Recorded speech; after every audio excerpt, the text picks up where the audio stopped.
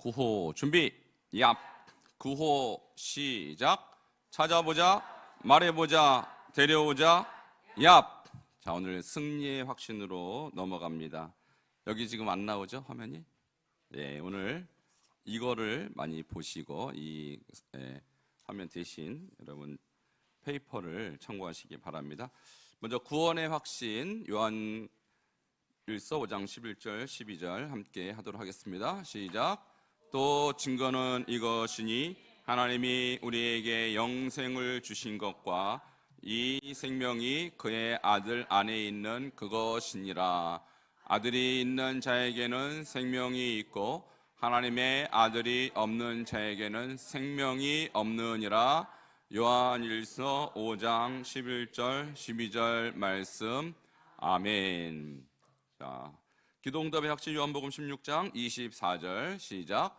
지금까지는 너희가 내 이름으로 아무것도 구하지 아니하였으나 구하라 그리하면 받으리니 너희 기쁨이 충만하리라.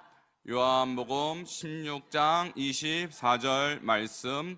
아멘. 구원의 확신에서 제일 중요한 것은 내가 스스로 확신을 갖는 것도 중요하지만 여러분 나름대로요, 여기 이단들도 확신이 있어요. 이만희를 메시아라고 확신하는 사람들이 많다고요. 그리고 문선명이 재림주다라고 확신하는 사람이 몇십만 명 됩니다. 지금 해외까지 하면 뭐 엄청나게 많아요. 그러니까 내가 어떤 걸 확신한다라는 그 느낌이 중요한 게 아니라 확신의 근거가 확실해야 됩니다. 여러분이 구원의 확신을 갖는 근거는 하나님의 아들입니다.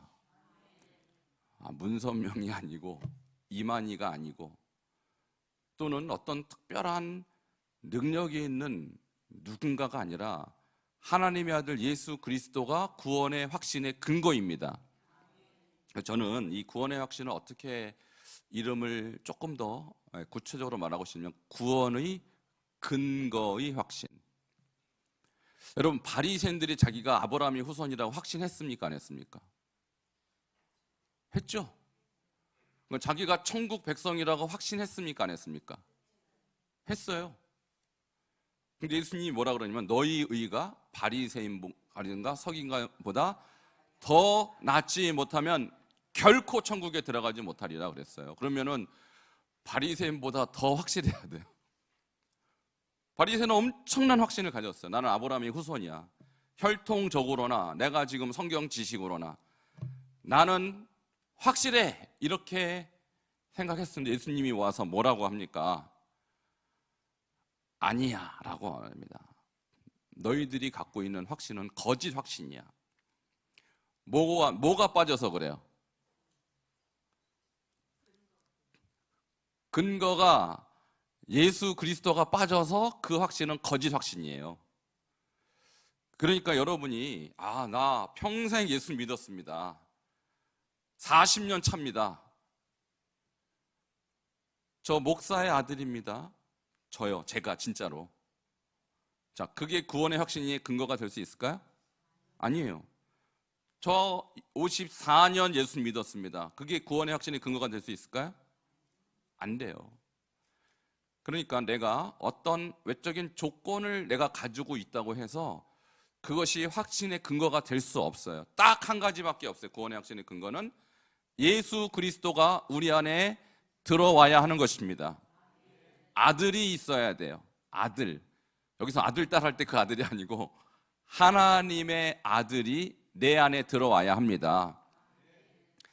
이 경험 없이 55년, 60년, 70년 믿어도 그냥 바리새인처럼 종교 생활한 거예요. 예수님이 아니라고 그러잖아요. 바리새인들은. 너희들은 아니라고. 오히려 너는 마귀의 자식이라고 신랄하게 비판합니다. 예수님이. 그러니까 우리가 어떤 종교 생활을 했든지 기독교든 이슬람이든 불교든 종교가 아닌 생명이 우리를 구원하는 것입니다. 그 생명은 예수 안에만 있어요. 그런데 그 생명은 예수 안에 있기 전에 먼저 하나님 안에만 있었던 거예요. 영원한 존재, 하나님에게만 영생이 있어요. 그걸 조에라고 하죠. 조에만 우리를 영원하게 하는데, 조에가 어떻게 우리 안에 들어옵니까? 예수가 우리 안에 들어올 때 조에가 같이 들어오는 거예요. 믿습니까? 그러니까 영접하는 자, 곧 그 이름을 뭐 하는 자? 믿는 자. 근데 어떻게 믿는다고? 이 믿는 것이 대충 믿는 게 아닙니다. 철석같이 믿어야 돼. 한번 따라해서 철석같이 믿자. 우리 옆에 분에게 철석같이 믿읍시다. 뭐 대충 믿어놓고 나 믿었어요 그러면 안 돼요. 철석같이. 그래서 이 믿는다라는 의미 속에는요, 처음부터 끝까지란 뜻이 있어요. 한결같음, 한결같음. 그리고 비가 오나 눈이 오나 바람이 부나, 또 뭐 있어요? 비가 오거나 눈이 오나 바람이 부나 천둥 번개 같이나 끝까지 지키는 게 믿음입니다. 중간에 믿다가 방학하고 계약하고 방학하고 믿다가 또 갑자기 사라지고, 이것을 주님이 뭐라고 인정할까요? 믿는 것은 아니다라고 주님은 말씀하세요. 그러니까 우리가 믿는다고 할 때는 철석같이, 한결같이, 상황에 상관없이, 내 육체의 건강과 내 육체의 무슨 재정 상황에 전혀 상관없이, 내가 쫄딱 망해도, 아니 목에 칼이 들어와도 끝까지 믿어야 믿는 거예요. 이것이 있느냐 없느냐가 중요합니다. 이것이 있느냐 없느냐.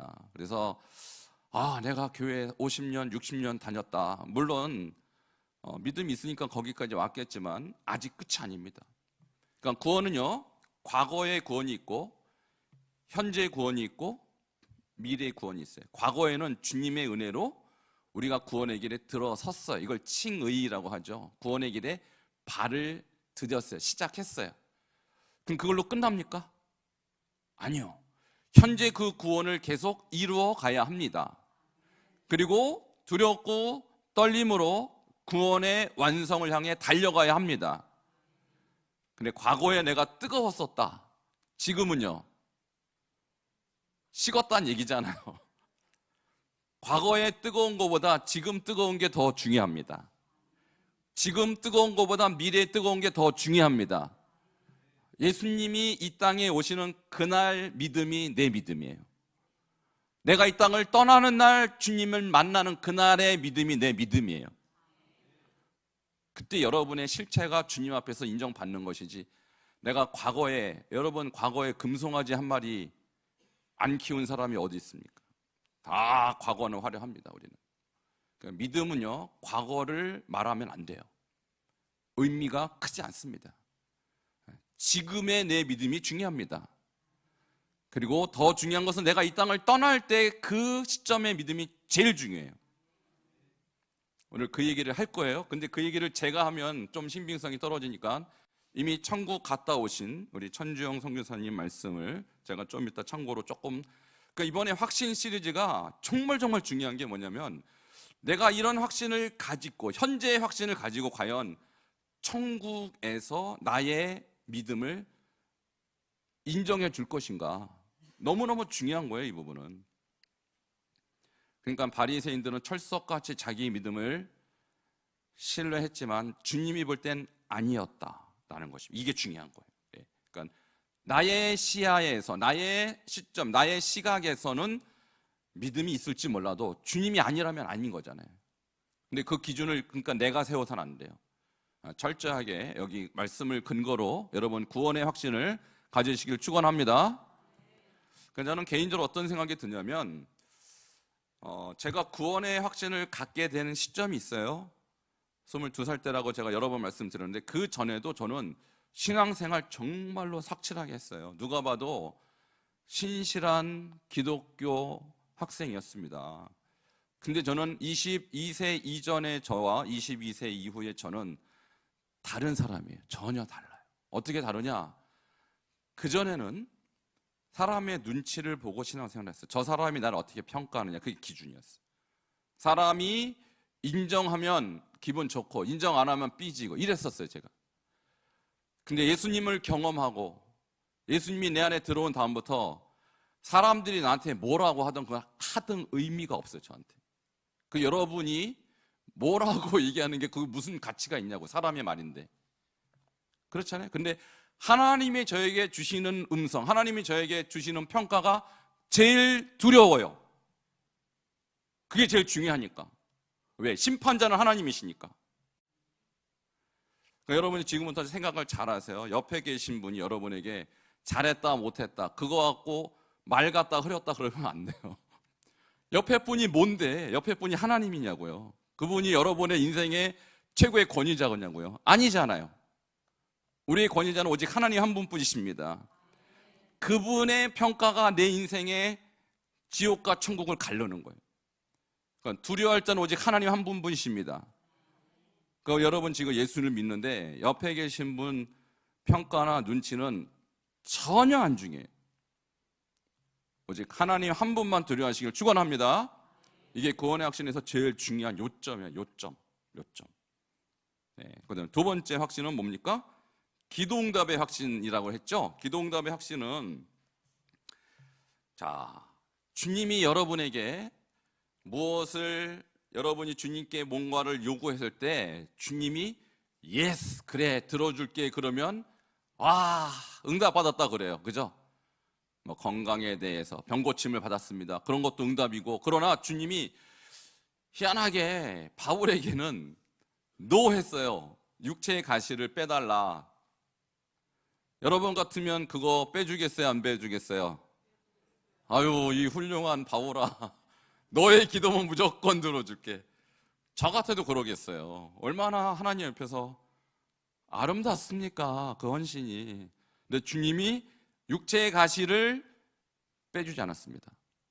너무 하시죠?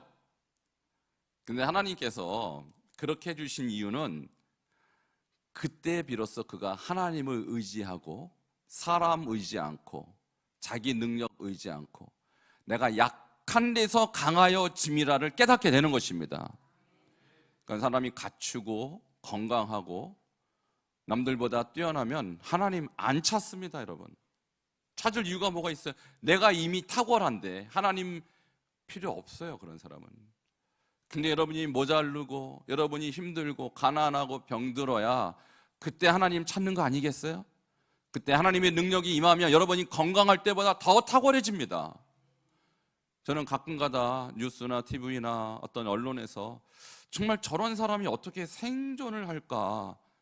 저런 사람이 어떻게 저런 지경까지 인내했을까? 지난번에 팔다리 없는 분 제가 닉 부이치치 소개해드렸죠. 그 사람 죽으려고 3번이나 자살 시도했어요. 그래 그럴만 하잖아요. 팔다리가 없는데 무슨 인생의 가치가 있겠어요. 근데 하나님을 만납니다.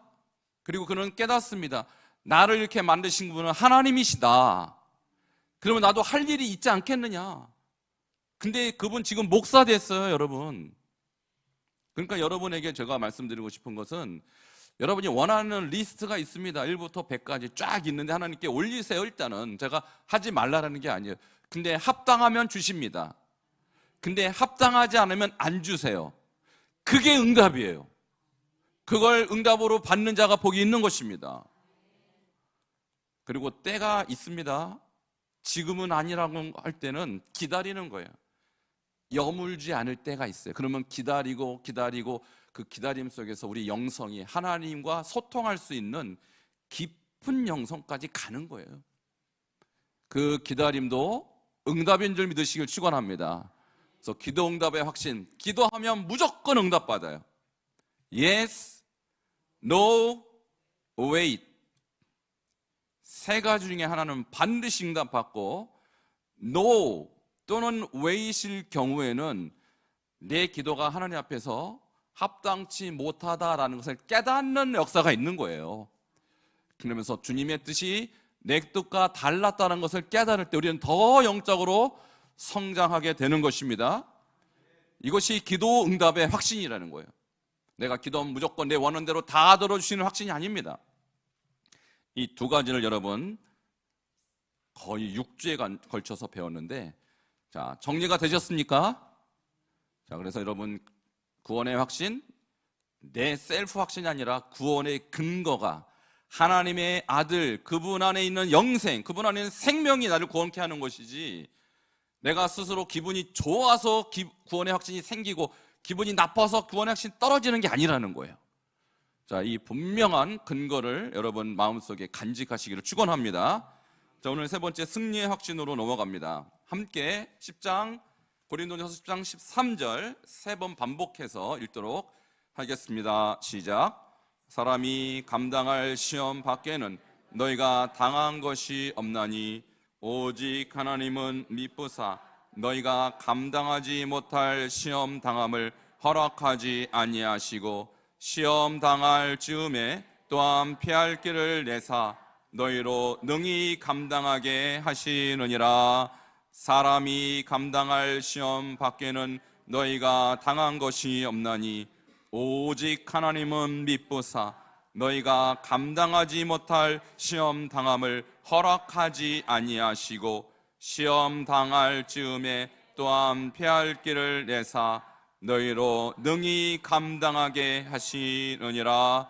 사람이 감당할 시험 밖에는 너희가 당한 것이 없나니 오직 하나님은 미쁘사 너희가 감당하지 못할 시험 당함을 허락하지 아니하시고 시험 당할 즈음에 또한 피할 길을 내사 너희로 능히 감당하게 하시느니라. 아멘.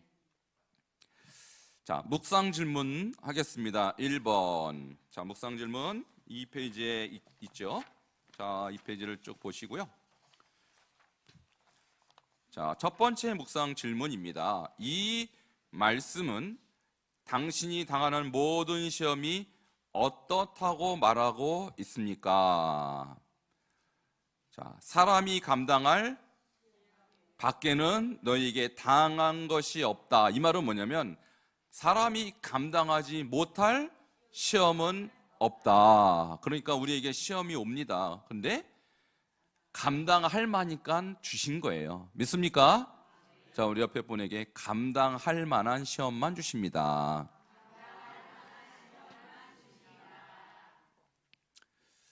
근데 여기서 시험이라는 이 단어를 의미를 정확하게 아셔야 돼요.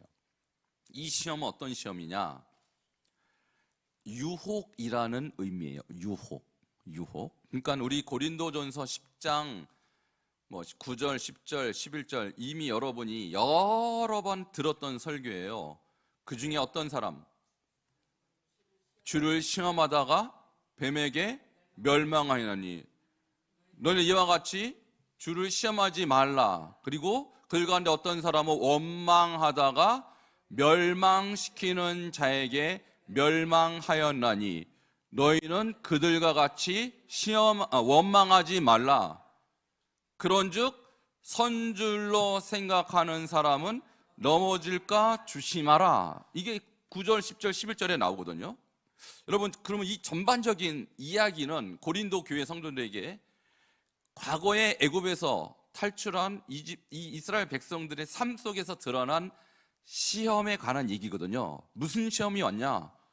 너무너무 광야길이 힘들잖아요. 그러니까 원망해요. 하나님, 물 주세요. 누구를 죽이려고 여기까지 끌고 왔습니까? 배고파요. 이 하찮은 만나는 이제는 신물나요. 고기 주세요. 이렇게 그냥 원망하고 불평하니까 하나님께서 불뱀을 보내요. 불뱀. 그러니까 물리면 어떻게 돼요? 죽습니다. 그죠? 그 죽어가는 거예요. 자, 이런 시험들을 계속 이스라엘 백성이 40년간 끊임없이 당하죠. 그러면 이때 그들이 당한 시험의 정체는 뭐냐? 저기 시험이라는 단어가 나죠. 페이라조라는 이 단어는 뭐냐면 시련, 시험, 유혹으로 다 번역이 돼요. 근데 여기서는 뭐냐면 유혹이라고 번역해야 돼요. 유혹. 사람이 감당할 유혹 밖에는 이렇게 해석해야 정확한 거예요. 그렇잖아요. 그들이 광야길을 걸어가는데 배고프잖아요. 그리고 목마르잖아요. 그리고 덥잖아요. 그러니까 그들이 하나님을 원망하고 싶은 그런 강력한 유혹이 드는 거예요. 그죠? 그 모세를 대적하고 싶은 강력한 유혹이 드는 거예요. 자, 그러면 뭔가 해결이 될 것 같은 그런 생각을, 어리석은 생각이지만 그런 생각을 갖게 되죠. 자, 이런 것이 다 유혹입니다. 여러분 살다 보면, 야, 내가 왜 이렇게 예수를 힘들게 이렇게 믿어야 되나? 그냥 시간 날 때 교회 가고, 시간 안 날 때 바쁘면 내일 다 할 거 다 하고 놀 거 다 놀고, 이렇게도 믿어도 되는 거 아닌가? 이게 유혹이거든요. 죄의 유혹이란 말이에요. 그럼 그럴 때 우리는 그 유혹을 따라갈 것인가? 아니면 주님이 우리에게 가르치신 이 진리의 길을 진실되게, 그 믿음이 그런 거라고 그랬잖아요. 진실되게, 성실하게, 충성되게, 끝까지 이런 길을 갈 것인가? 그런 마음이 우리 안에 왜 안 들겠습니까? 살다 보면. 근데 주님은 우리에게 계속해서 말합니다. 사람이 감당할 유혹 밖에는 너희가 당한 것이 없나지. 오직 하나님은 미쁘사 너희가 감당하지 못할 유혹 당함을 허락하지 아니하시고, 유혹 당할 쯤에 또한 피할 길에서 너희로 능히 감당하게 하시느니라. 죄의 유혹은 처음부터 끝까지 항상 있는 거예요. 마귀가 아담과 하와 유혹하잖아요. 선악을 알게 하는 나무 열매를 먹지 말라 분명히 그랬는데, 너희가 먹어도 절대 죽지 아니야. 너희 눈이 밝아져 하나님과 같이 돼요. 선악을 알 줄 하나님이 아심이라 유혹해요. 여러분, 이거를 하와가 이길 능력이 없었습니까? 왜 없었겠어요? 정신 바짝 차리면 그는 유혹을 이길 수 있었습니다. 근데 그가 넘어간 것이죠. 그러니까 우리도 마찬가지, 우리도 계속해서 유혹이 와요. 죄의 유혹이 와요.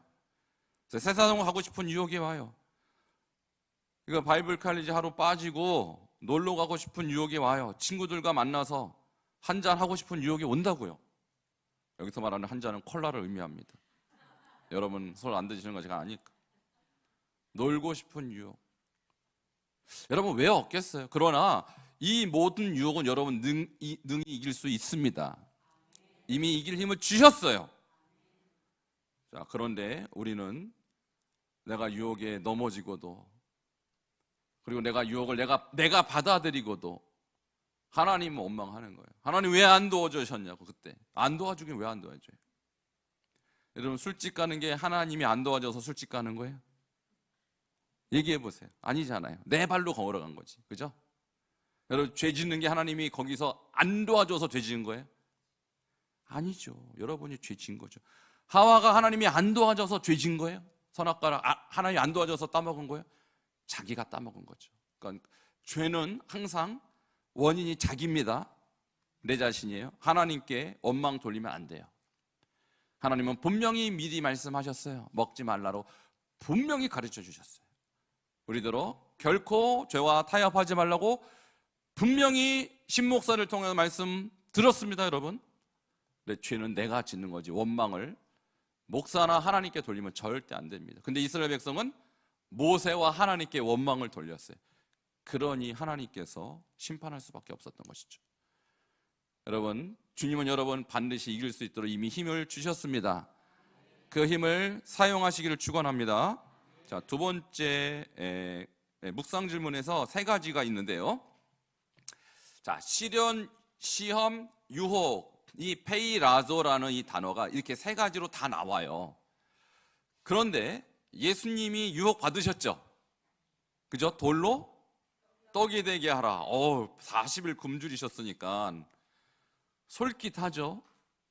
근데 주님이 뭐라고 그러셨어요? 사람이 떡으로만 살 것이 아니요 하나님의 입으로부터 나오는 말씀으로 살 것이니라 라고 유혹을 물리치셨어요. 여러분 그렇게 하시기 바랍니다. 마귀가 또 예수님을 높은 곳에 데리고 가서 뭐라고 합니까? 천하 만물을 보이면서 이 모든 것은 다 내 것이다. 네가 만일 내게 잘하면 다 내 것이 되리라 하니까 예수님 뭐라고 그래요? 주 너의 하나님께 경배하고 다만 그를 섬기라 라고 말씀으로 이기셨습니다. 여러분도 그렇게 하시기 바랍니다.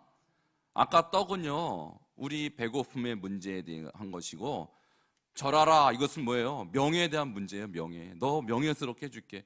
여러분, 명예가 떡보다 더 강력한 거예요, 사람이. 그죠? 특히 남자들은 더 그래요. 근데 이것도 마귀의 유혹이라고 안다면 말씀으로 이기시기를 축원합니다. 또 예수님 세 번째 유혹은 뭐예요? 예루살렘 성전에 올라가면 엄청 높죠? 거기서 뭐라? 뛰어내리라, 뛰어내리라. 주의 천사가 내 발이 돌에 부딪히지 않게 하리라. 그 말을 시편 91편을 인용합니다. 마귀도 예수님 넘어뜨리려고 성경 암송합니다, 여러분. 여러분 정신 바짝 차려서 마귀보다는 성경 암송 많이 하셔야 돼요. 마귀가 성경 엄청나게 많이 암송해갖고 예수님 유혹하려고. 근데 예수님이 뭐라고 그래요? 주 너의 하나님을 시험하지 말라. 할렐루야. 그러니까 예수님도 유혹받으셨어요. 근데 성경에 굳이 왜 이야기를 써놨냐? 예수님도 말씀으로 유혹을 이기신 것처럼 우리도 예수님의 길을 따라가야 하는 것입니다. 그러니까 우리가 이길 힘은 솔직히 우리한테는 없어요. 그러나 말씀이 힘이 되는 것입니다. 그러니까 말씀 함성 열심히 해서 여러분의 생각과 여러분의 마음에 이것이 무기가 될 만큼 깊이 새기셔야 돼요. 그냥 내가 좀 암송했다가 아니라 죄의 유혹이 오는 순간 말씀으로 이겨야 되는 것입니다.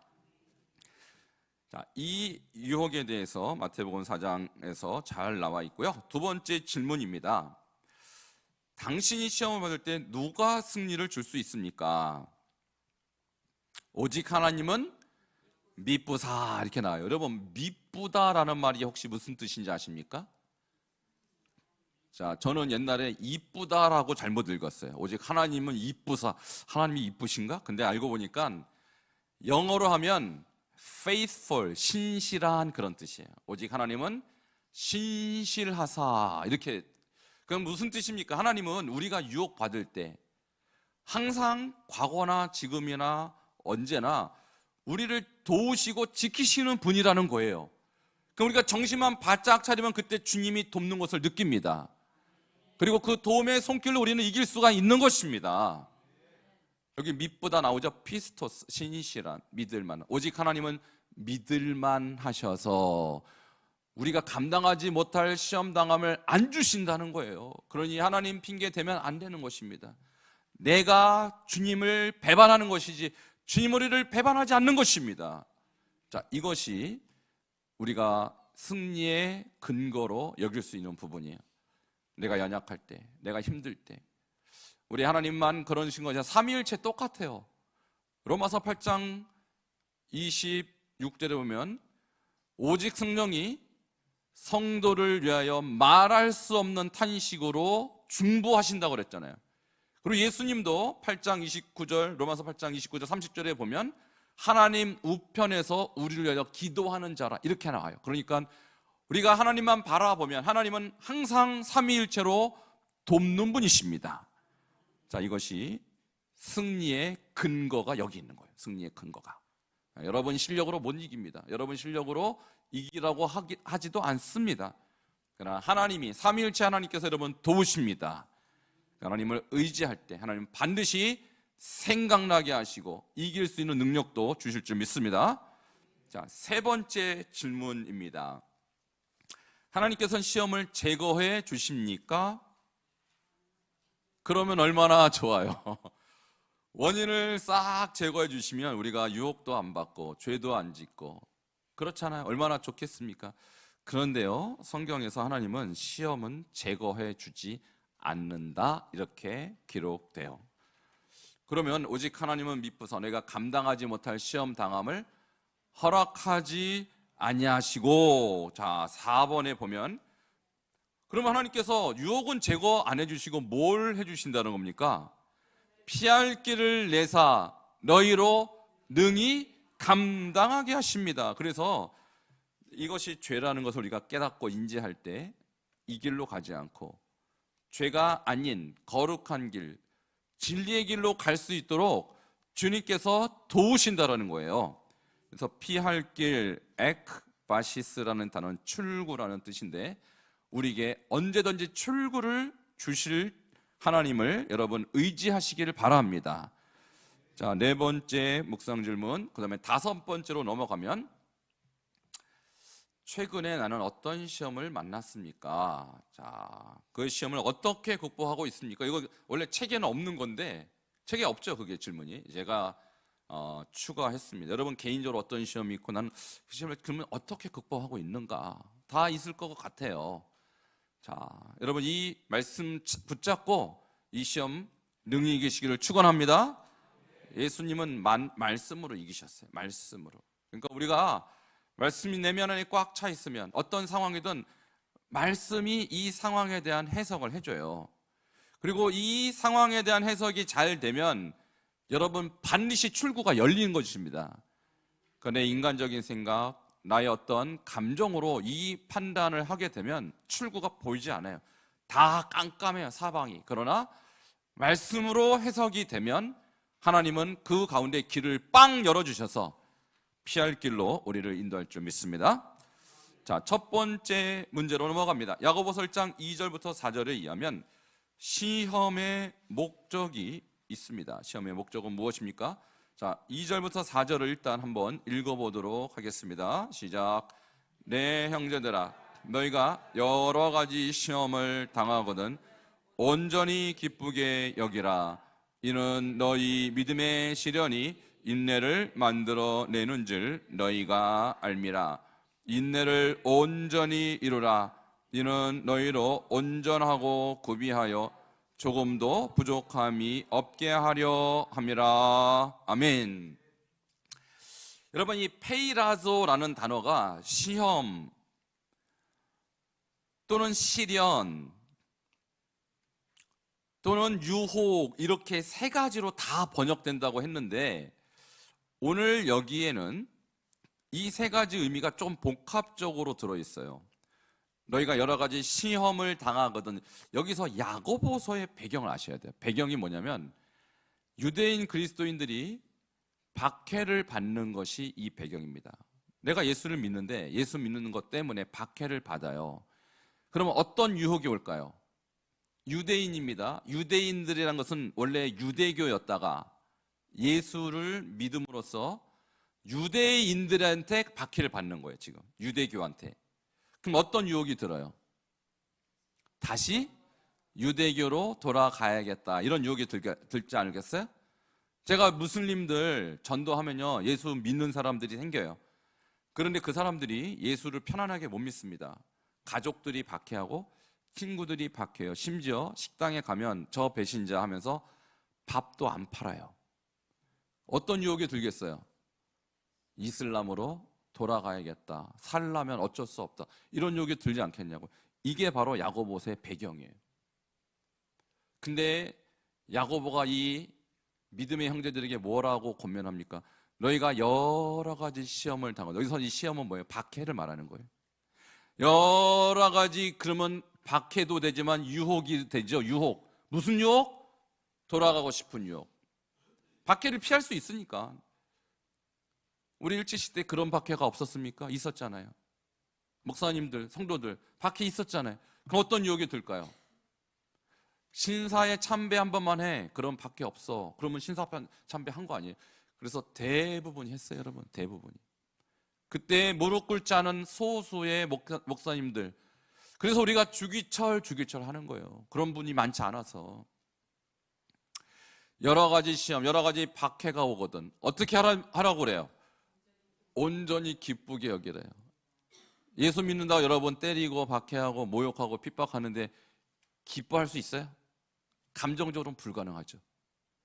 근데 야고보는 그 상황에서 너희들 기뻐해야 돼! 그러는 거예요.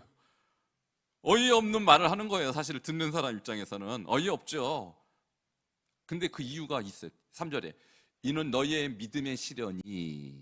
자, 여기서 시련도 똑같이 페이라소. 시험이, 유혹은 또 한편으로 보면 뭐와 같다? 시련과 같다. 그렇잖아요? 시련과 같다. 너희 믿음의 시험이, 너희 믿음의 유혹이, 너희 믿음의 테스트가, 그래서 테스트라도 번역이 되는 거예요. 시련이라는 단어는 테스트라는 의미예요. 인내를 만들어준 너희가 알미라. 뭘 만들어요? 인내를 만든다. 여러분, 저 인내를 다른 단어로 바꾸자면 믿음이에요. 믿음. 제가 그랬죠? 예수를 어떻게 믿어라? 철석같이 믿어라. 어떤 상황에서도, 박해의 상황에서도. 그러니까 철석같이 믿는다는 표현이 어떤 표현으로 바꿀 수 있냐면 인내해라. 너희를 박해할 거야. 당연하죠. 예수 믿는데 박해 안 했던 시대가 어디 있어요? 그러니까 예수 믿고 박해가 없던 시대는 없어요. 기독교가 예수 그리스도 이후로 출범한 이후로 예수 믿는데 박해가 없던 시대는 없었다고요. 그러면 그때 우리는 이 박해를 어떻게 이해되느냐? 나의 믿음을 더 강하게 만드는 과정이다, 이렇게 해석해야 돼요. 그러니까 믿음이 뭘 만들어내요? 시련이 뭘 만들어내요? 인내. 인내는 믿음이라고 그랬죠. 믿음. 그러니까 내가 믿음이 있느냐 없느냐, 뭘 경험해야 합니까?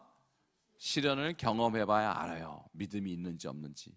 그러니까 저는 여러분의 믿음에 대해서도 담임 목사로서 여러분이 박해를 받는 거를 기뻐해야 될까요? 슬퍼해야 될까요?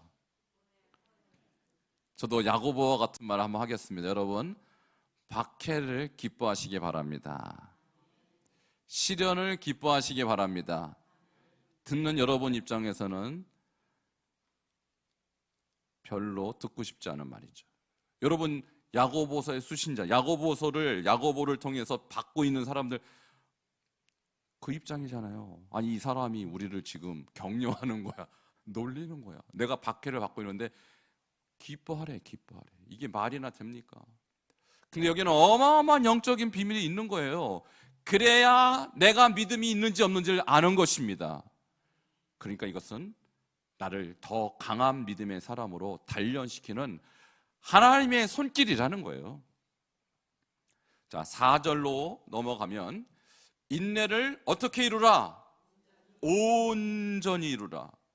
이는 너희로 온전하고 구비하여 조금도 부족함이 없게 하려며. 여기서 인내를 온전히 이루라, 믿음을 온전히 이루라, 이 뜻이에요. 여러분, 저는 믿음에 대해서 어떻게 생각하느냐? 믿음은요, 온전해야 믿음이지 온전하지 않으면 믿음이 아닙니다. 이것이 이 시대의 사람들이 모르는, 오늘날 성도들이 모르는 비밀과 같은 거예요. 나는 믿음이 있다 그래요. 있지요. 근데 온전합니까? 이거 대답하기 어려워요. 근데 성경은 우리에게 온전한 믿음을 요구해요. 왜 여호수아와 갈렙만 가나안에 들어갔어요? 그들이 어떻게 하나님을 따랐기 때문에 온전히 따랐다고 나와 있어요. 온전히 따랐다. 하늘에 계신 너희 아버지 온전한 것인가? 너희도 뭐 하라? 온전하라고 예수님이 직접 말씀하셨어요. 우리가 다 하나님의 아들을 믿는 것과 아는 일에 하나가 돼. 어떤 사람을 이루어? 온전한 사람을 이루어. 그리스도의 장성한 분량이 충만한 데까지 이르르니. 그러니까 우리가 예수를 믿는다라는 것은요, 아까 뭐 같이 믿어라? 그게 조금 유식한 말로 온전히 믿는 거예요. 철석 같은 약간 촌스러운 표현이고 온전히 믿는 거. 여러분, 7교회 나오죠? 제가 미리 광고하겠습니다. 올해 10월에 우리 교단에서 소아시아 계시록 7교회 저희가 갑니다. 여러분 미리 신청하시면 좋겠어요. 그 소아시아 7교회, 계시록 7교회에 대한 평가의 기준이 뭐냐면 온전하냐, 그렇지 못하냐. 4대 교회 사자에게 편지하라. 하나님의 7영과 7별을 가지신 이가 이르시되 내가 네 행위를 아노니 내가 살았다 하는 이름은 가졌으나 죽은 자로다, 이렇게 해요. 그러면 살았다는 이름은 가졌다는 뭐냐면 이름은 번지르하게 권사, 집사, 목사 활동을 번지를 잘 하고 있어요. 지금 이 교회가 구성원들이 나름대로 자기의 직분에 해당하는 일을 잘 하고 있어요. 살았네 라고 보여지는데 예수님은 뭐라 그래요? 죽은 자로다, 이렇게 해요. 그럼 이유가 뭐냐? 이유가 있어요. 2절에, 그게 3장 1절이잖아요. 계시록 3장 2절에 보면 내 하나님 앞에서 내 행위에 온전한 것을 찾지 못하는, 이렇게 나와요. 그러니까 어느 정도 신앙생활 한 것은 틀림없어요. 사대교회가 어느 정도. 그리고 사람들이 볼 때도 인정할 만한 부분이 있었기 때문에 살았다는 이름을 가졌다, 이렇게 평가한 거예요. 근데 그건 인간의 평가죠. 하나님 눈에는 아니라는 거예요. 너는 남은 바 죽게 된 자를 굳건하게 하라. 그래, 남아있는 몇 사람은 살아 있었다. 실제로 내 하나님 앞에서 내 행위에 온전한 것을 찾지 못했다. 그러니까 사대교회에 대한 주님의 평가의 기준은 온전하지 못한 믿음 때문에 평가를 그렇게 받은 거예요. 죽어있는 믿음이라고. 그러니까 이 지금 야고보서의 수신자들도 마찬가지입니다. 지금 예수 믿기 때문에 박해를 무지막지하게 받는데, 이 상황 속에서 주님이 그들에게 요구하는 게 뭐예요? 그러면 온전한 믿음이에요. 온전한 믿음. 여러분도 마찬가지입니다. 이런저런 이유로 여러분이 박해까지는 아니어도 시험이 와요. 그걸 이겨야 주님 앞에 인정받는 것입니다. 자, 그래서 현대인의 성경 저렇게 제가 괄호하고 넣었죠. 그러므로 끝까지 참고 견디어 부족함이 없는 완전하고 성숙한 사람이 되십시오. 할렐루야. 이게 야고보서 수신자들에게 야고보가 하는 말이에요. 당신들 힘드시죠? 힘들면 좀 피하시고 좀 도망가시고 이렇게 하세요 말하지 않습니다. 참고 견디어 부족함이 없는 완전하고 성숙한 사람이 되십시오. 이게 야고보의 그들 향한 진심 어린 충고예요. 저도 여러분에게 뭐라고 충고해야겠어요? 완전하고 성숙한 사람이 되십시오. 이게 제가 여러분께 드리고 싶은 충고예요. 옆에 분에게 한번 해보실까요? 완전하고 성숙한 사람이 되십시오. 네, 사람들이 이 정도면 저분 괜찮네, 신앙생활 훌륭하네 라고 말할 수 있을 정도가 아니고 그것은 살았다는 이름을 가진 정도. 남들이 볼 때. 그러나 주님은요, 넌 죽었어 라고 말하는 거예요. 이름은 이때 이름값을 못한다. 한마디로 목사인데 목사답지 못하다. 죽은 거예요. 장로인데 장로답지 못하다. 죽은 거라고요. 권사인데 권사답지 못하다. 죽은 거라고요. 그게 아니, 저 권사는 나보다 더 못하는데, 아니 그 권사 얘기를 왜 해 지금? 저 장로는 저보다 그 장로 얘기를 왜 하냐고요 지금. 그렇잖아요. 우리 주님이 평가하는 것이 중요한 것이지 남하고 나를 왜 비교합니까? 이게 중요한 것입니다. 여러분, 지금 오늘날 교회들이 이 완전하고 성숙함에 대한 열정이 없으면 주님이 싹 다 뭐라고 그러겠어요? 넌 살았다는 이름만 가지고 넌 죽었어, 이렇게 평가하지 않겠냐고요.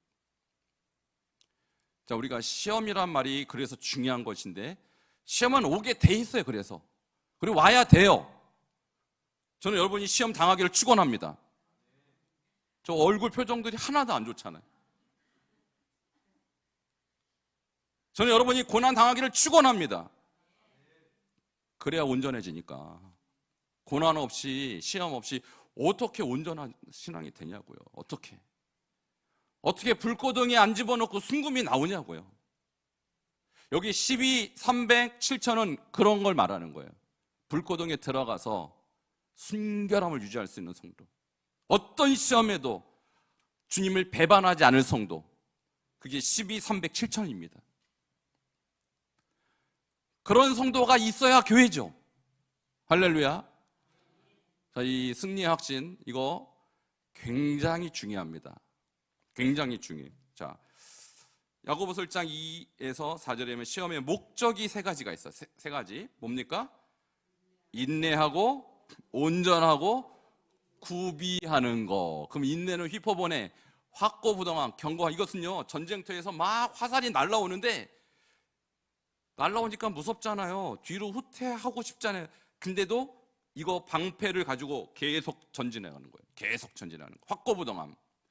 온전, 텔레이오스. 이것은 성숙한. 구비하다. 홀로클레로스. 이것은 흠이 없다. 이런 뜻이에요. 흠이 없다. 우리 성도들이요, 정말 이 목적을 분명하게 하셔야 돼요. 나는 정말 확고부동한 믿음, 성숙한 믿음, 흠이 없는 믿음으로 가고 싶은지, 아니면 그저 남들의 눈치를 보면서 사람들이 어느 정도 인정할 수준으로 머물고 싶은지, 성경은요, 절대로 여러분을 대충 그리스도인으로 요구하지 않습니다. 온전하고 흠이 없는 그리스도인으로 주님은 여러분을 부르신 것입니다. 이걸 우리가 알고 있어야 돼요.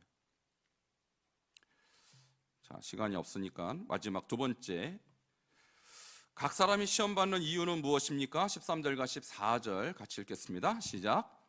사람이 시험을 받을 때 내가 하나님께 시험을 받는다 하지 말지니 하나님은 악에게 시험을 받지도 아니하시고 친히 아무도 시험하지 아니하시느니라. 오직 각 사람이 시험을 받는 것은 자기 욕심에 끌려 미혹됨이니. 자, 하나님은 우리를 유혹하지 않습니다. 죄 지으라고 하나님 우리를 유혹하는 게 아니에요. 원인은 어디에 있습니까?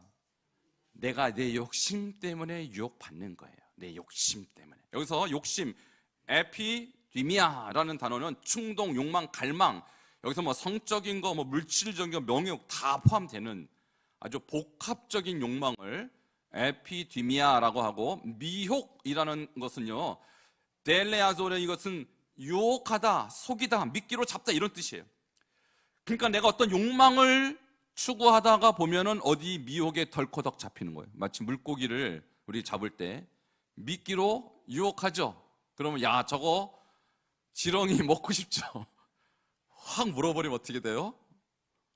끝나는 겁니다. 인생이 아니라 물고기가 어생이 끝나는 거예요. 우리가 죄에 덜커덕, 물론 뭐 하나님께서 은혜를 주셔서 회복될 수도 있겠지만 정말 치명적인 죄를 우리가 정말 선택해 버리면요, 거의 회생이 어려울 수도 있어요. 그러니까 지금부터 여러분, 내 인생에 유혹은 끊임없이 도사질 수 있다는 생각을 여러분 아셔야 되고, 이럴 때 이 말씀을 가지고 여러분 승리하시기를 축원합니다. 승리는 우리 주님께서 허락하십니다. 주님을 붙드시기를 축원합니다. 그리고 우리가 주신 말씀이 힘입니다. 이 말씀을 죄하로 읊조리고 묵상하고 선포할 때 죄는 들어올 수 없는 거예요. 제가 다 해봐서 알아요. 저도 나름대로 연구 많이 했어요. 내가 어떻게 죄를 이길 수 있을까? 내가 어떻게 미혹을 이길 수 있을까? 저도 연구 많이 했다고요. 이 고민을 왜 안 했겠어요? 근데 해보니까 제일 확실한 것, 주님의 말씀이 내 입에 있고 이 말씀이 내 마음에 있은즉 내가 이 모든 하나님의 말씀을 행할 수 있는 것입니다. 그러니까 내 입에서 말씀이 떨어지는 순간 죄악이 내 입을 타고 들어와요. 엄청 이 원리는 간단합니다. 하나님의 말씀을 선포하든지 죄의 말이 나를 장악하든지, 그러니까 여러분의 입을 여호수아 1장 8절에 헌신해야 돼요. 이 율법책을 내 입에서 떠나지 말게 하며 주야로 그것을 하가하여. 묵상이 해석이 잘못됐다고 그랬잖아요. 하가 소리 있어요, 없어요? 계속해서 선포하고 읊조리고 고백할 때 죄는 우리 입술을 타고 들어오지 못하는 것입니다. 자, 시간이 없으니까 책으로 넘어갑니다. 지금 한 이 모든 내용과 이 책은요, 너무너무 일치해요. 정확하게. 자, 책 다 펴시고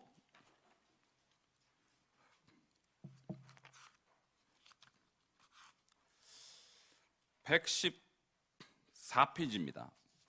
책 혹시 없는 분은 손 들어주시면 뒤에서 빌려드립니다. 자, 대여도 오늘 해드립니다. 114페이지. 자, 우리 이번에 오실 강사님이 직접 입신을 통하여 보고 온 천국과 지옥에 대한 얘기인데, 오늘은 천국에서 생명책에 관한 얘기예요. 생명책. 자, 생명책에 관한 것이 아까 사대교회 있죠?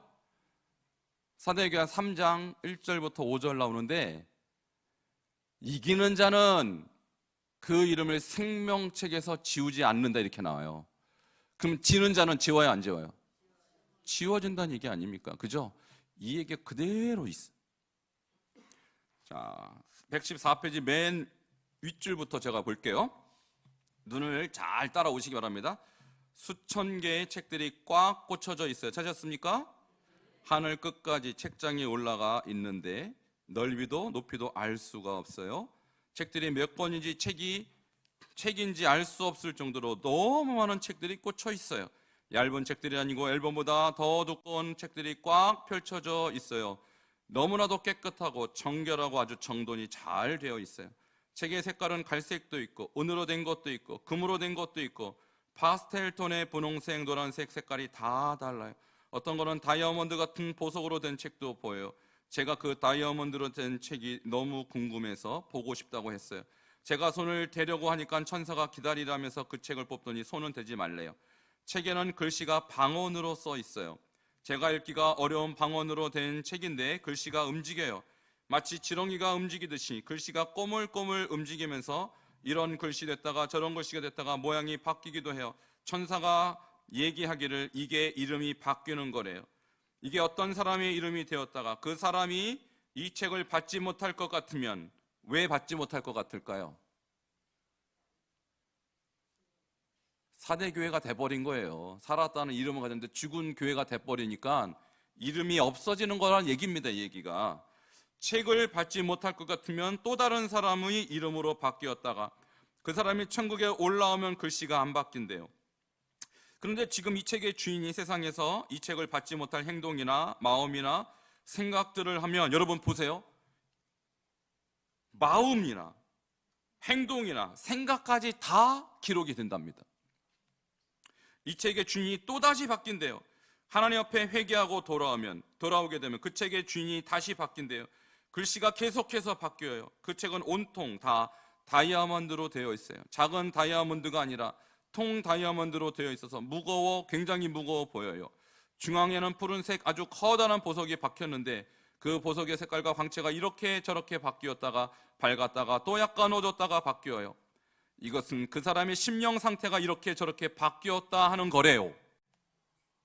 그래서 여러분이 하나님 앞에 전심으로 온전하게 가면요 아주 밝은 빛이 나고 그 책이, 근데 여러분의 심령이 어두워지면 그 책도 어두워진다는 거예요. 나중에는 아예 전원이 꺼져버린다 이 말이에요. 이름이 지워진다.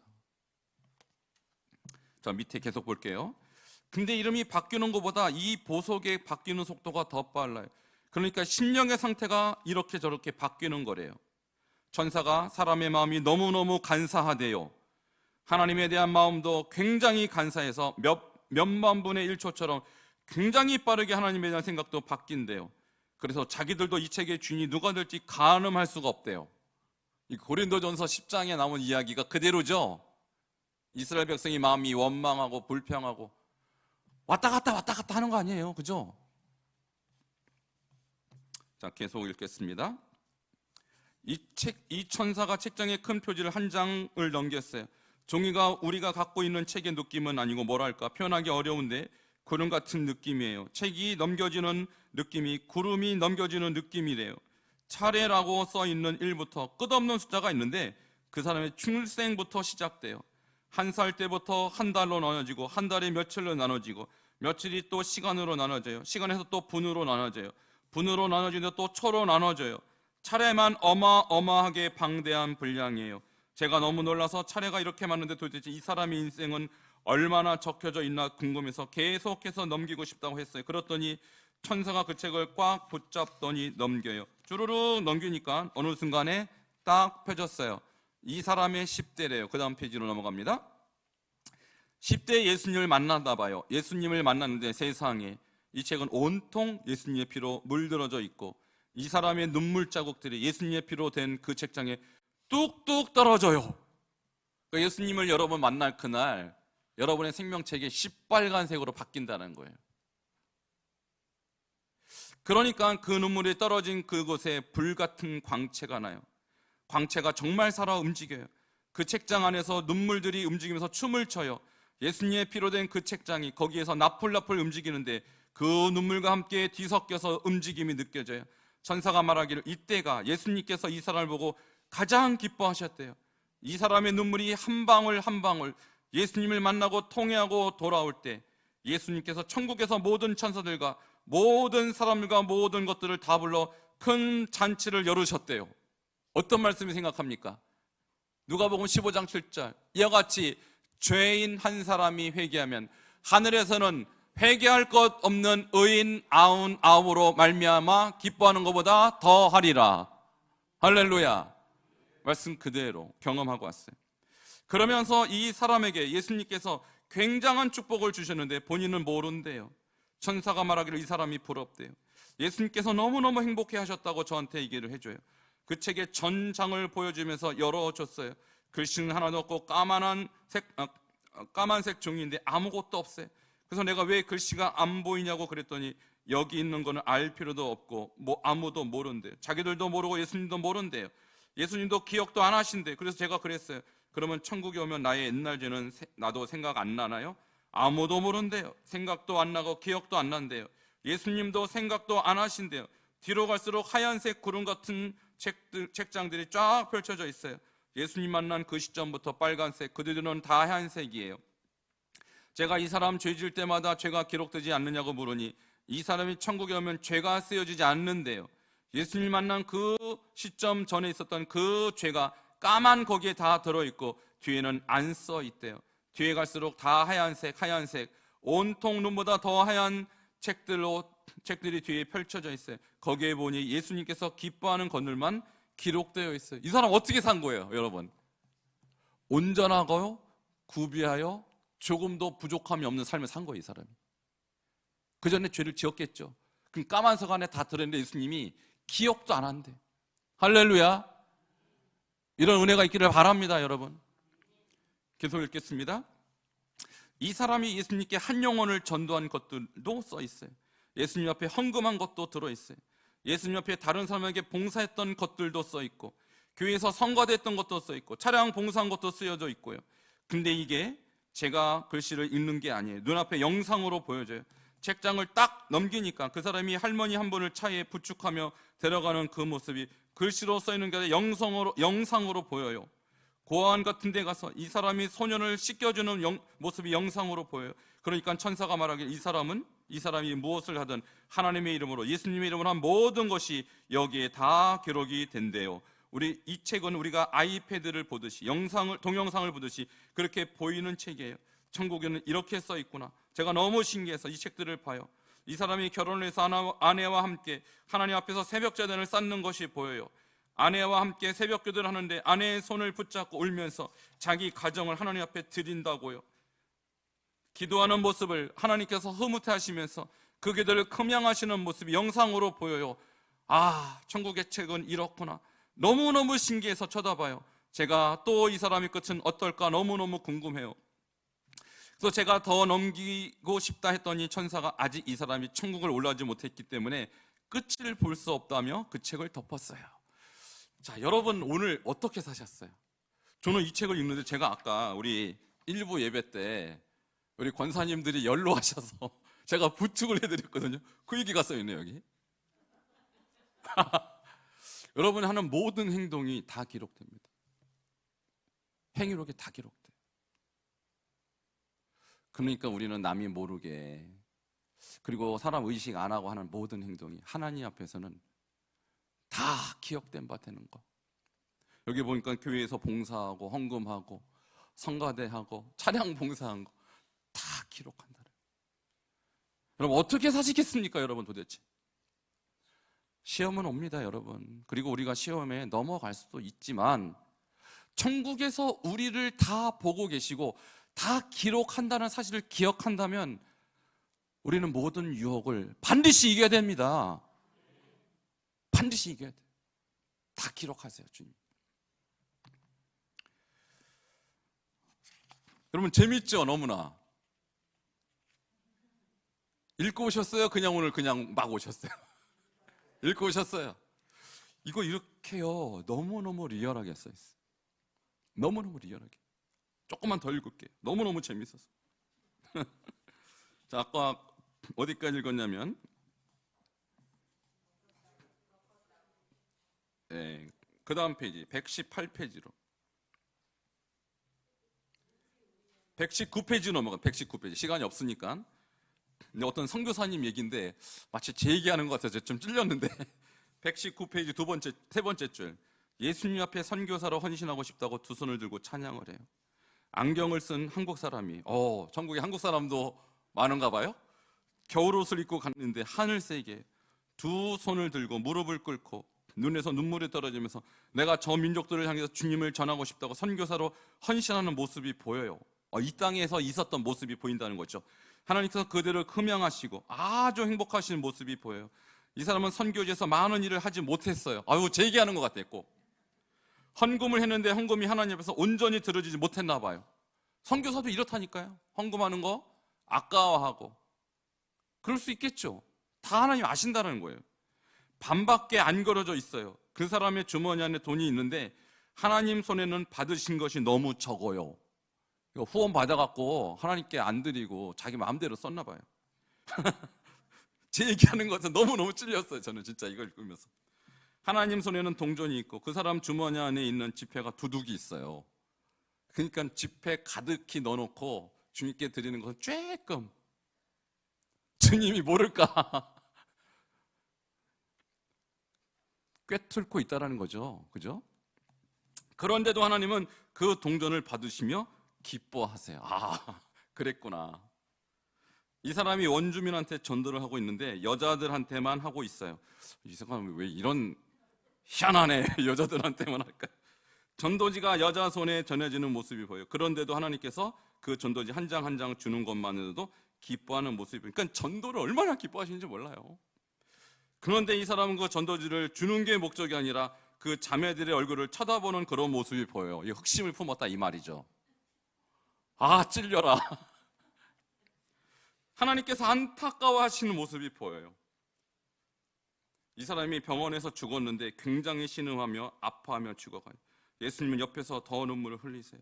예수님께서 내가 더 상급을 쌓을 수 있었는데 안타깝다 하셔요. 천사들이 와서 그 사람의 영혼을 받아요. 그런데 천국에 상급이 없다며 하나님께서 안타까워하시면서 마지막 책에 장이 덮여져요.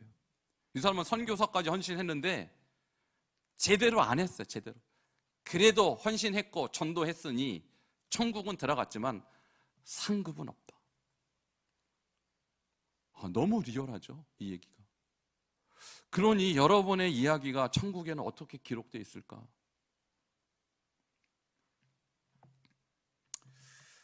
자, 시간이 너무 많이 지났죠. 122페이지로 넘어갑니다.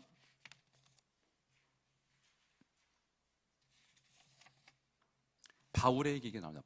사도 바울. 아까 제가 사도 바울 얘기했죠. 고난을 주님께서 끝까지 고난을 그냥 너는 고난 받아라 이랬던 사람. 그 사람에 대한 하나님의 상급이 뭔가? 122페이지 중간쯤 천사가 찾으셨습니까? 천사가 제 손을 잡더니 그 책장 끝으로 계속해서 데려가요. 여기 책장 한 중간쯤 왔는데 빛으로 되어 있는 책이 있어요. 무슨 보석이 아니라 빛으로 된 책이에요. 저건 누구 거냐 하니까 바울 거래요. 제가 저것 보고 싶다 했더니 천사가 꺼내서 책장을 넘겨요. 빛으로 되어 눈이 너무 부셔요. 만질 수 없을 정도로 광채가 흘러나와요. 바울이라는 이름이 책의 크기보다 더 큰 글씨로 써 있어요. 내 사랑하는 아들 바울, 이렇게 써 있어요. 바울의 모습들이 보여요. 바울이 예수님을 핍박한 장면도 보이고 예수님을 만난 장면도 보여요. 예수님을 만난 그 장면에 예수님의 피가 흐르면서 예수님 옆에 통회하며 자복하며 돌아왔던 바울의 모습이 보여요. 예수님께서 너무너무 기뻐서 하늘에서 천국 장치를 여는 영상들이 보여요. 너무너무 신기한 게 바울이 예수님을 전도할 때마다 그 책장에서 금이 뚝뚝뚝 떨어져요. 근데 금가루가 아니고 금이 뚝뚝뚝뚝 제 발밑으로 떨어져요. 123페이지. 책장을 넘길 때마다 바울이 주님의 이름으로 한 모든 것들에서 황금과 보석이 책상 밑으로 두두두두 떨어져요. 책장 안에서 노랫소리며 찬양소리며 엄청난 음악소리가 들려요. 바울이 전도 여행을 해서 핍박당하는 모습이 보여요. 감옥에서 찬양하고 채찍 맞는 모습이 보이는데 바울을 대신해서 예수님께서 대신 맞는 모습이 보여요. 바울이 한 대 맞을 때마다 예수님께서 바울의 몸을 덮어서 대신 맞는 모습이 보여요. 바울이 찬양을 하는데 예수님께서 옆에서 같이 찬양을 하며 바울을 껴안고 계시는 모습도 보이고, 바울이 태풍에 배가 흔들리고 있을 때 예수님께서 바울을 꽉 껴안고 보호하시고 계시는 모습도 보여요. 예수님께서 바울과 함께 할 때 천사들이 예수님을 향한 그 사랑에 모두들 부러워했다는 얘기를 해요. 예수님께서 바울을 꽉 껴안고 사랑하는 그 모습이 너무너무 아름답고 찬란하게 빛나요. 보석들이 계속해서 책장을 한 장 한 장 넘길 때마다 제 발밑에 떨어져요. 천사가 말하기를 바울이 이렇게 할 때마다 바울의 집이 계속해서 온갖 보석과 황금과 모든 것으로 지어졌대요. 바울의 예수님과 동행하는 모습들이 계속해서 보이고 마지막 장을 보니까 주님을 위해서 순교하는 모습이 보여요. 세상에 바울의 목이 잘리는 모습이 보이는데 예수님께서 바울의 영혼을 받으시고 바울을 안고 가요. 바울이 예수님의 품에 꼭 안겨서 하늘나라로 올라가는 모습이 보이고 천사들은 예수님 품에 안긴 바울을 그냥 바라보며 바울은 좋겠네 하며 부러워해요. 바울은 행복한 정도가 아니고 엄청난 환희의 얼굴이에요. 예수님과 함께 천국에 올라가는 모습이 보이면서 그 책장이 맞춰요. 너무너무 멋있어요. 천사가 책을 덮으면서 천국의 바울의 집이 얼마나 넓은지 아냐고, 내가 세상에서 밟은 모든 땅과 내가 바라보는 모든 세계에 있는 그 땅들보다 더 넓고 더 넓은 게 바울의 집이라면서 저한테 얘기해줘요. 바울의 집은 지금도 계속 올라간대요. 왜냐하면 바울이 전했던 그 전도의 열매들이 땅에서도 계속 있기 때문에 천국에서 바울의 집은 계속 올라간대요. 그래서 바울의 집은 굉장히 넓고도 넓대요. 영혼 전도함이 너무너무 크기 때문에. 거기까지 읽겠습니다. 우리가 오늘 생명책과 행위록에 대한 이야기를 읽었는데, 여러분, 우리가 구원의 확신, 기도응답의 확신, 승리의 확신 지나가면서 여러분의 인생도 다 지금 녹화되고 있습니다. 제가 제 설교를 매 주일마다 예배 끝나면 제가 한번 들어봐요. 설교 잘했나 못했나 보는 것도 있지만 혹시 잘못된 부분이 있으면 안 되잖아요. 바꿔야 되니까. 그런데요, 여러분의 인생도 마치 제 설교가 온라인에 다 녹화되듯이 여러분의 말, 여러분의 행동, 여러분의 생각까지 다 녹화돼요. 그리고 그것이 여러분에 대한 하나님의 기준으로 다 작용됩니다. 오늘 이제 승리의 확신 첫 번째 강의인데 다음 주 계속 갈 텐데, 여러분, 우리가 이 세상을 지는 거 하나님 탓 아닙니다. 이 세상 죄에 넘어지는 거 하나님이 안 도와줘서가 아니에요. 주님은 이미 여러분을 승리할 수 있도록 모든 여건을 다 허락해 주셨어요. 하나님 말씀도 주셨고요, 믿음의 형제 자매도 주셨습니다. 다만 우리의 인생에 대한 목표 의식이 어디 있느냐. 나는 그저 세상 사람들처럼 잘 먹고 잘 살겠다, 그리고 예수도 믿고 천국 가겠다라며 한다면 여러분 죄 못 이깁니다. 우리는 오직 하나님 한 분으로 만족해야 될 것입니다. 오직 예수 이름으로 만족해야 될 것입니다. 오직 우리의 이름이 천국에 기록된 것만으로도 만족해야 될 것입니다. 그거 이상 뭐가 그렇게 가치가 있겠습니까? 조금 잘 먹고 잘 살고 조금 못 살고가 그렇게 중요할까요? 조금 건강하고 덜 건강하고 그렇게 중요할까요? 근데 거기에 우리의 목숨을 걸지 마시고 여러분의 이름이 천국에 기록되는 것과 여러분의 삶이 하나님 앞에 기쁨이 되는 삶이 되는 것에 여러분의 인생을 거시기를 축원합니다. 그런 사람은 반드시 승리합니다. 요한계시록의 주제는 이기는 자가 되라는 것입니다. 여러분에게 이길 수 있는 물건, 이길 수 있는 조건, 이길 수 있는 무기는 다 주셨어요. 이제 여러분 승리만 하면 되는 것입니다. 이번 상강 끝까지 잘 여러분 배우시고 승리하시고 여러분의 삶도, 여러분의 인생도 천국에서 아름답게 기록되어서 여러분의 천국의 집이 계속해서 올라가는 역사가 있기를 축원합니다. 우리 304장 부르고 함께 기도하는 시간 갖도록 하겠습니다.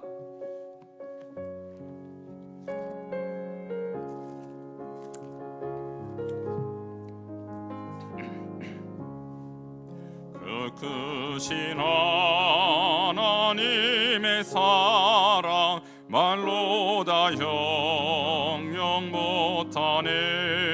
저 높고 높은 별을 넘어 이 낮고 낮은 땅 위에 죄범한 영혼 구하려 그 아들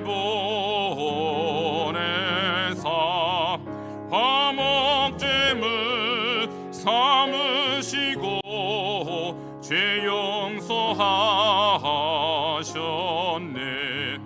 하나님 크신 증량다모 하네 영원히 변치 않는 사랑 성도여 찬양하세. 괴로운 시절 지나가고 땅 위에 영화세 할 때 주 믿지 않던 영혼들은 큰 소리 외쳐으로도 주 믿는 성도들에게 큰 사랑 베푸삼. 우리의 죄 사했으니 그 은혜 잊을까. 하나님 크신 사랑을 증량다모 하네 영원히 변치 않는 사랑 성도여 찬양하세. 하늘을 두루마리 삼고 바다를 멈을 삼아도 한없는 하나님 내 사랑 따기로 갈 수 없겠네. 하나님의 크신 사랑 그 어찌 닿았을까. 저 하늘 높이 사도 채우지 못하리.